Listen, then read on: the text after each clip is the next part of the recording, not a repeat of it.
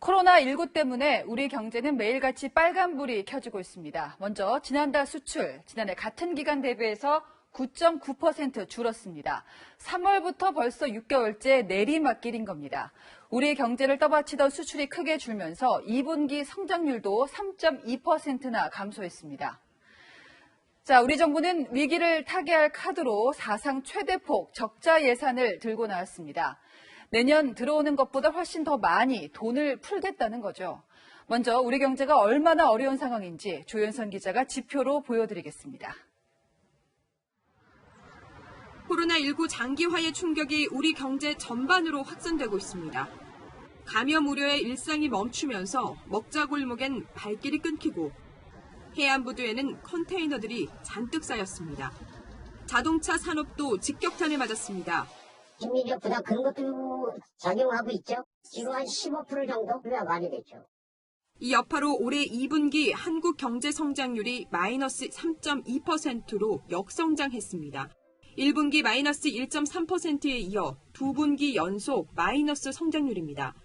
지난 7월에 발표된 속보치보다 0.1%포인트 상향 조정됐지만 글로벌 금융위기 당시인 2008년 4분기 마이너스 3.3% 이후 11년 3개월 만에 가장 낮은 성장률입니다. 가장 큰 원인은 코로나19의 직격탄을 받은 역대 최악의 수출 악화입니다. 특히 자동차와 스마트폰 등을 중심으로 전분기 대비 수출이 16.1% 감소하면서 분기 기준으로 봤을 때 역대 최대 감소폭입니다. 2분기 수입도 6.7% 줄었습니다. 경기 악화 전망으로 원유 등 수입이 줄어든 영향이 컸습니다. 국민들이 손에 쥐는 소득도 줄었습니다. 실질 국민 총소득은 전기 대비 2.2% 줄어들었습니다. 이 역시 2008년 4분기 이후 가장 큰 폭의 감소입니다. 코로나19의 대유행 기로에 서 있는 상황에서 하반기 경제에 대한 우려도 높은 상황. 그동안 경험으로 공세 조치라든가 이거를 좀 완화하고 있기 때문에 하반기가 아무래도 이 상반기에 비해서 세계 경제가 더 어려워지지는 않지 않겠느냐 이렇게 기대를 갖고 있습니다. 하지만 봉쇄에 가까운 3단계로 격상된다면 올해 경제 성장률이 마이너스 3% 이하로 떨어질 수 있다는 우려의 목소리도 나오고 있습니다. 채널A 뉴스 조현선입니다. 내년 국가 채무는 945조 원, 2년 뒤 대한민국은 나라빚 1000조 원 시대를 맞게 됩니다. 정부가 경제를 살리기 위해서 초슈퍼 예산, 역대 최대 규모 예산을 편성하는데 그 돈을 빚내서 마련합니다. 이어서 박정석 기자입니다. 내년 예산안은 총 556조 원, 올해보다 8.5% 늘어난 초슈퍼 예산입니다. 코로나19 위기 극복을 위해 역대 최대 재정을 투입하는 겁니다. 복지와 고용 예산이 200조 원으로 가장 큰 비중을 차지하고 일자리 예산은 사상 처음으로 30조 원을 넘었습니다. 미래 먹거리 마련을 위해 추진하는 한국판 뉴딜에도 21조 원 넘게 투입합니다.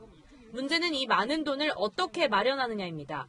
쓸 돈은 느는데 기업 실적 악화 등의 영향으로 들어올 돈은 줄면서 총 지출과 총 수입 증가율 격차는 역대 최대를 기록할 전망입니다. 부족분을 메우기 위해 정부는 사상 최대 규모인 89조 원의 적자 국채를 발행하기로 했습니다. 이로 인해 내년도 국가 채무는 945조 원까지 불어나고 국내 총생산 대비 국가 채무 비율은 46.7%까지 증가할 것으로 보입니다. 내년 예산안은 경제 회복에 대한 정부의 강한 의지를 담아 감내 가능한 범위 내에서 최대한 확장적 기조로 편성하였습니다. 정부는 경기 부양을 위해 불가피하다고 설명했지만 전문가들은 재정 악화 속도가 너무 빠르다는 점에서 우려를 표합니다. 5년 이내에 거의 20% 정도 올라가는 거기 때문에 상당히 빠른 속도로 국가 채무가 올라간다고 볼 수 있습니다. 일단 제일 효율적이고 가장 중요한 거 위주로 다시 한번 예산안을 짜는 것도. 정부는 증세 가능성에는 선을 그으면서 비과세 감면을 정비하는 식으로 부족한 세수를 확보하겠다고 밝혔습니다. 채널A 뉴스 박정수입니다. 앞서 말씀드린 것처럼 국가 부채가 1000조 원에 육박하게 되면 재정 건전성에는 문제가 없을까요? 경제정책산업부의 박지혜 기자가 나왔습니다. 자, 박 기자, 정부가 사상 최대 적자 국채를 발행한다는 뜻부터 좀 살펴볼까요? 네, 쉽게 말씀드리면요. 정부가 빚을 좀 더 지겠다는 겁니다.